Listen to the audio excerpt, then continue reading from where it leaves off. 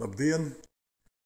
Novembra vidus, rudens darbi Dravā izdarīti, bites iezīmotas, iebarotas, nosiltinātas un var ķerties pie rudens un ziemas darbiem, no kuriem būs atkarīga arī nākamā sezona, un pirmais tas ir vaska šūnu ražošana. Reiz mēs esam iepildījuši 60 kg vaska ruļļu šajā te vannā, kuru jau mums rādījām pagājuši gadu. Temperatūra pamazām aug, vasks kūst, temperatūra jāsasniedz 140 grādu, un pēc tam 3 stundas šī te vaska ruļļi, izkausētais vasks vārīsies. Pēc 3 stundu vārīšanas tiek uzskatīts, ka vasks ir sterils un ir izmantojams priekš vaska šūnu ražošanas. Bet šodien varbūt par dažām problēmām, kuras mums radās izmantojot šo te vaska kausēšanas vannu, un ja kāds domā tādu līdzīgu pirkt, tad, lai neiekāptu tādā pati problēmā, kā to izdarījām mēs, nezinādami, protams.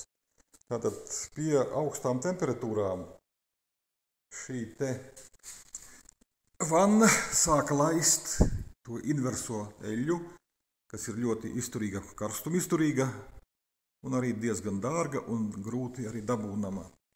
Jo lielāka temperatūra, jo eļļa tek stiprāk. Protams, ka iepērkot to mēs nevarējām paredzēt. Te jau reku daži pilieni ir nopilējuši augot temperatūrai.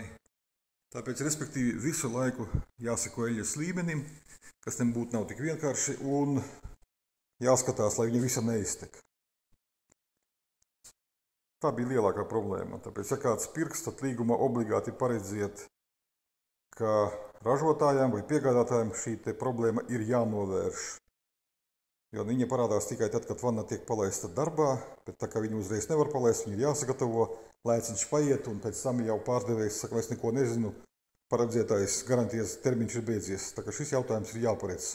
Savādāk vanna darbojas labi, temperatūru tur, vasku kausē. Ja nebūtu šīs problēmas, varētu teikt, ka labs produkts.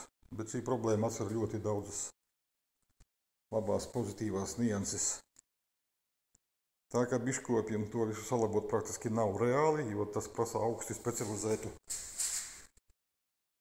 darbu, lai to visas kniedītes noņemtu, atrastu, savārītu šīs te metāla plātnes un pēc tam atkal uzliktu. Un nav nekādas garantijas, ka pēc remonta viņas vēlreiz nelaidīs eļļu. Savādāk darbojas labi, temperatūru tur. Skatieties, ja kāds pērk.